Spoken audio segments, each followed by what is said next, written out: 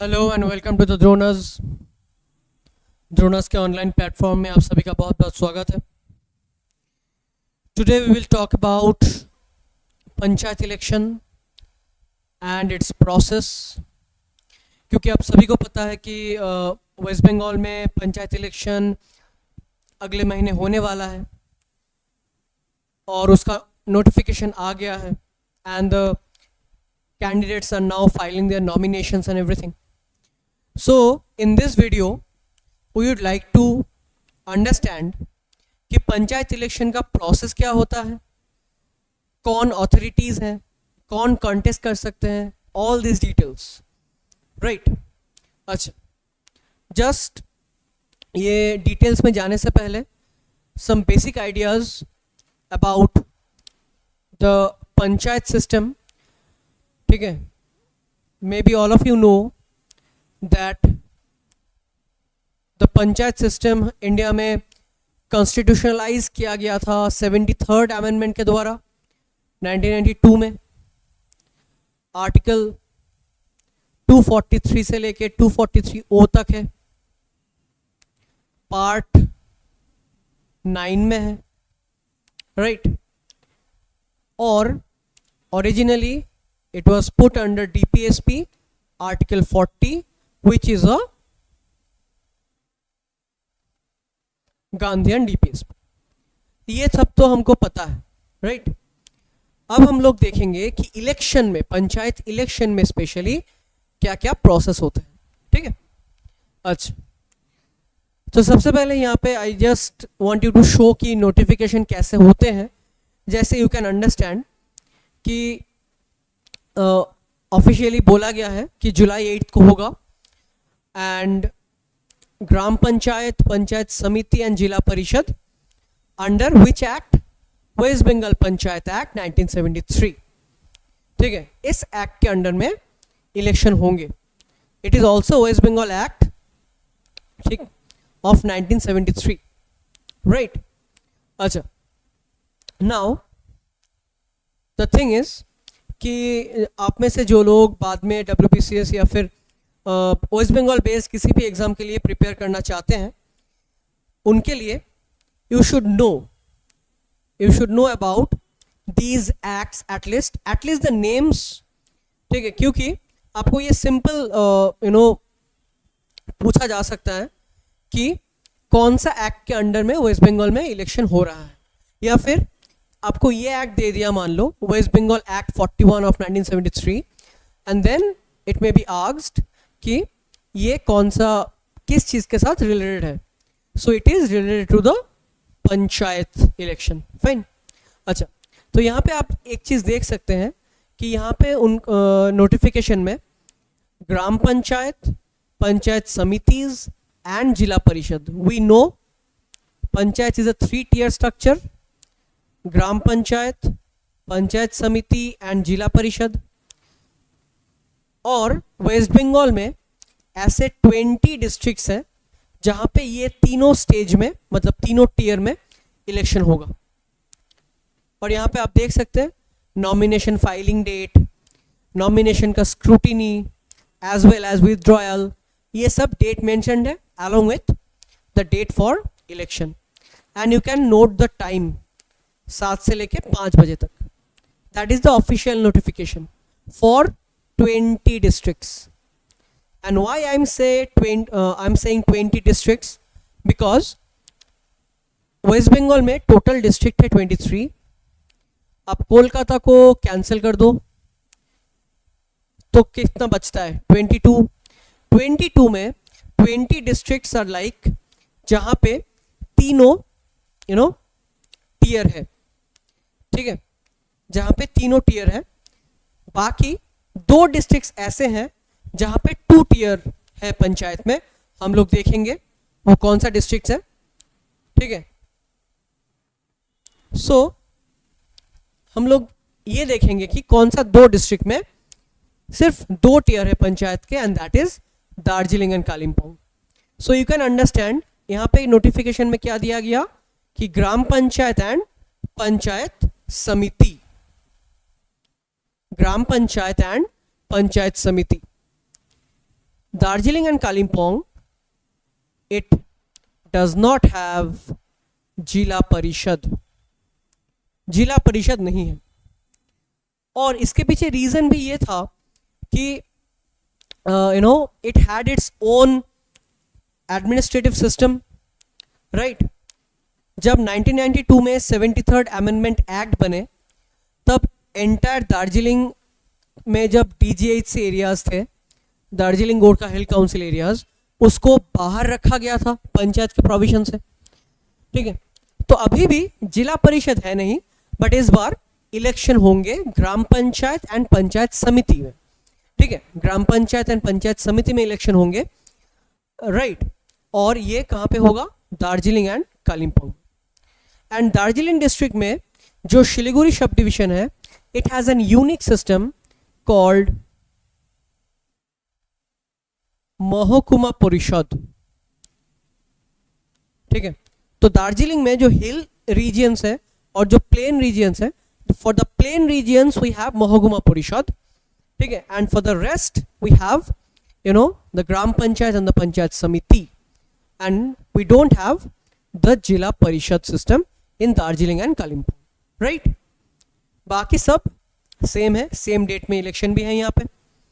अच्छा, now let's go into a bit details about election machinery. Election का system क्या होता है, ठीक है। इलेक्शन का सिस्टम क्या होता है? अच्छा, जैसे सबसे पहले which authority is empowered to conduct elections to the gram panchayat, panchayat samiti and zila परिषद। मतलब कौन सा अथॉरिटी ये इलेक्शन को कंडक्ट करेगा? और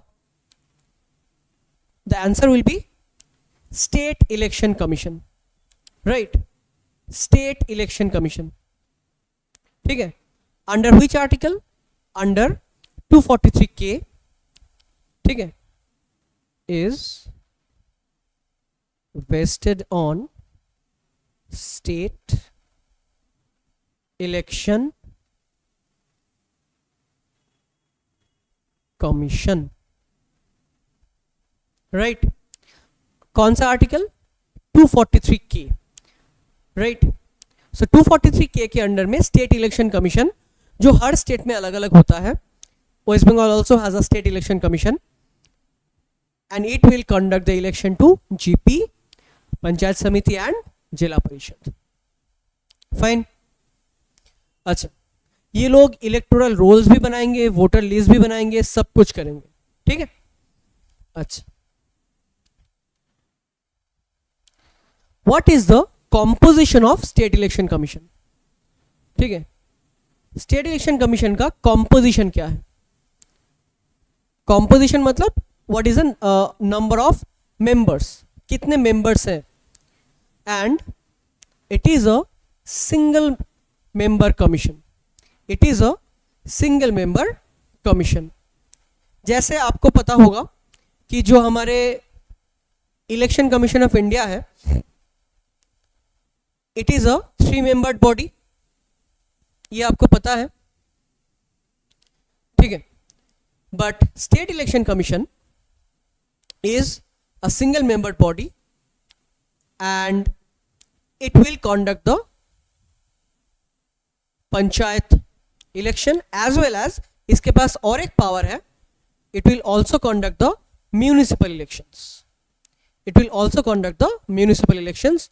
और ये एक्चुअल में जो 73rd and 74th amendment act था, उसी में बोला गया था कि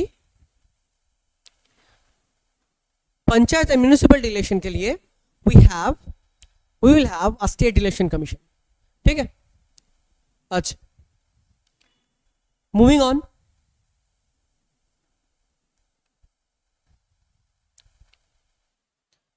ये जो स्टेट इलेक्शन कमिश्नर होते हैं, ठीक है, इसको कौन अपॉइंट करते हैं? इसको अपॉइंट करते हैं द गवर्नर। कौन सा आर्टिकल है? 243K1, 243K clause 1. So the governor of the state, ठीक है, वो अपॉइंट करेंगे स्टेट इलेक्शन कमिश्नर को. And as of now West Bengal के स्टेट इलेक्शन कमिश्नर कौन है? वेस्ट बंगाल के state election commissioner as of now it is Rajiv Sinha. It is Rajiv Sinha, right. जो वेस्ट बंगाल के चीफ सेक्रेटरी थे उनको अपॉइंट किया गया है as a state election commissioner. अच्छा, मूविंग ऑन. अब स्टेट इलेक्शन कमिश्नर तो हो गया, ठीक है, ओवरऑल स्टेट्स के लिए एक होंगे. But who appoints the district electoral officers? District electoral officers को अपॉइंट करते हैं स्टेट इलेक्शन कमीशन खुद, ठीक है.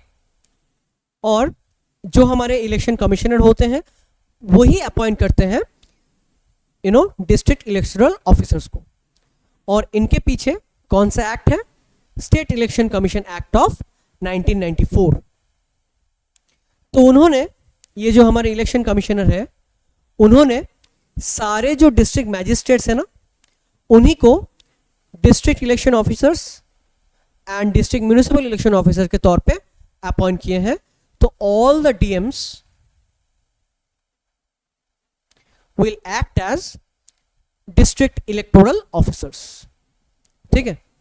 All the DMs will act as district electoral officers. कौन अपॉइंट कर रहे हैं? स्टेट इलेक्शन कमिश्नर खुद. जो स्टेट इलेक्शन कमिश्नर है वो खुद अपॉइंट करेंगे. फाइन. अच्छा, मूविंग ऑन. अच्छा, ग्राम पंचायत, पंचायत समिति एंड जिला परिषद, इनमें जो कॉन्स्टिट्यूएंसीज होंगे, how many seats, number of seats जिसको बोलते हैं, वो कौन डिसाइड करेगा? नाउ ये डिसाइड करने के लिए we have a prescribed authority. अब प्रेस्क्राइब्ड अथॉरिटी कौन है? ग्राम पंचायत एंड पंचायत समिति के लिए डीएम करेंगे.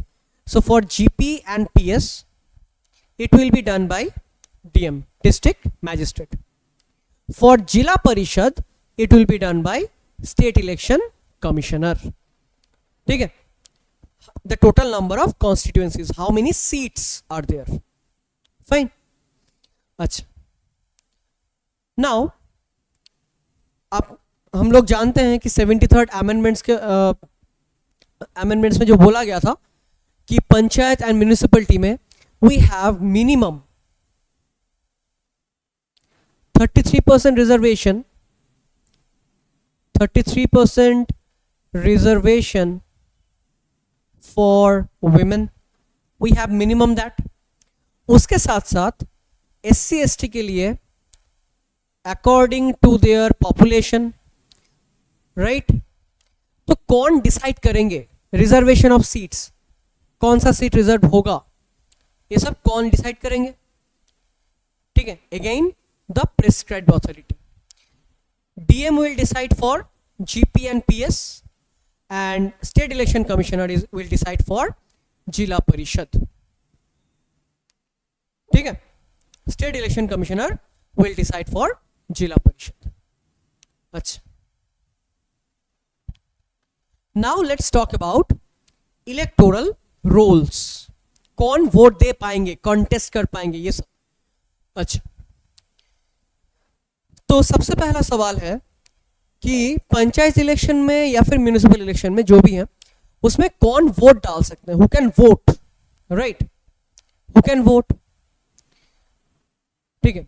18 years and above and enrolled as voters. अगर we all know 61st amendment ने क्या किया था, 61st कॉन्स्टिट्यूशनल अमेंडमेंट 1989, उन्होंने हमारा वोटिंग राइट को 21 ईयर्स से रिड्यूस करते हुए 18 ईयर्स कर दिया है. सो 18 ईयर्स के बाद आपको वोटिंग राइट मिल जाएगा.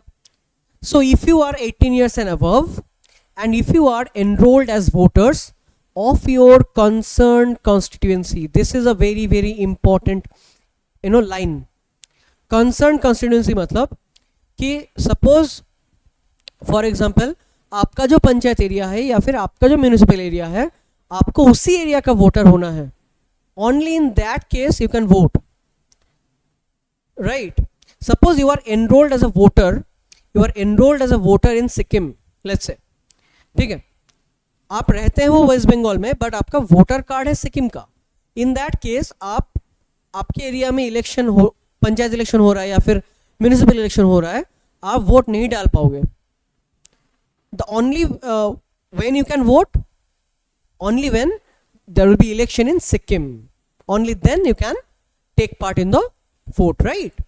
Acha, so that is, you know, who can vote. It is 18 years and above and enrolled as voters in that concerned constituency. Fine. Acha, next question जो है कि can a non citizen of India become a voter. Obviously इसका answer होगा no. अगर आप Indian citizen नहीं है आप वोट नहीं डाल सकते. You have to be a Indian citizen. ठीक है, अगर आप इंडियन सिटीजनशिप ले लेते हैं by any methods, then you can get yourself registered, उसके बाद जाके आप वोट दे सकते हैं. But as long as you are not an Indian you cannot vote, right? Okay. Can one be enrolled at more than one place? मतलब मान लीजिए आप सिलीगुड़ी में भी एनरोल्ड हैं, आप कोलकाता में भी एनरोल्ड हैं, क्या आप ऐसे कर सकते हैं? No, absolutely not. You have to be enrolled at one place. ठीक है, you have to be enrolled at one place. और इसीलिए आप लोग देखोगे आपके पास जो वोटर कार्ड है उसमें आपका कॉन्स्टिट्यूएंसी नंबर मेंशन होगा कि आप कौन से कॉन्स्टिट्यूएंसी में आपका एनरोलमेंट है, right? अच्छा, now let's talk about the contesting candidate, जो लोग वोट में कंटेस्ट करेंगे, right? अच्छा,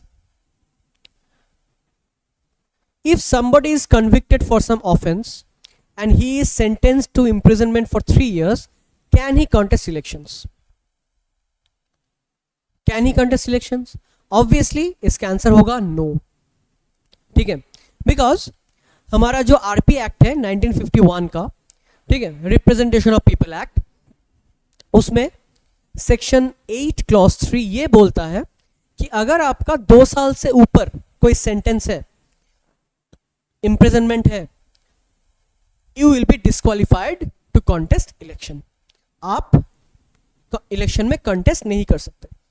ठीक है, अगर आपका जो ऑफेंस है उसके लिए आपका 2 साल से ग्रेटर आपका कोई सजा हुआ है, सेंटेंस हुआ है, इम्प्रिजनमेंट हुआ है, in that case you cannot contest. Just remember this sections, section 8 clause 3 of which act?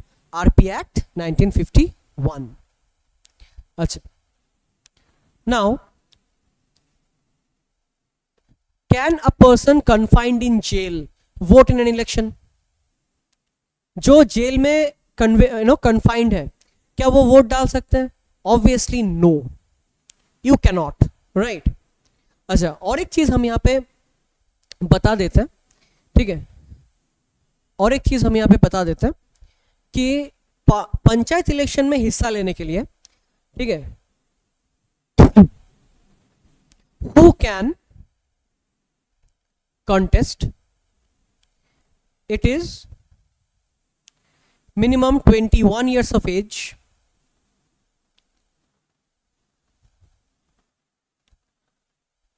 registered voter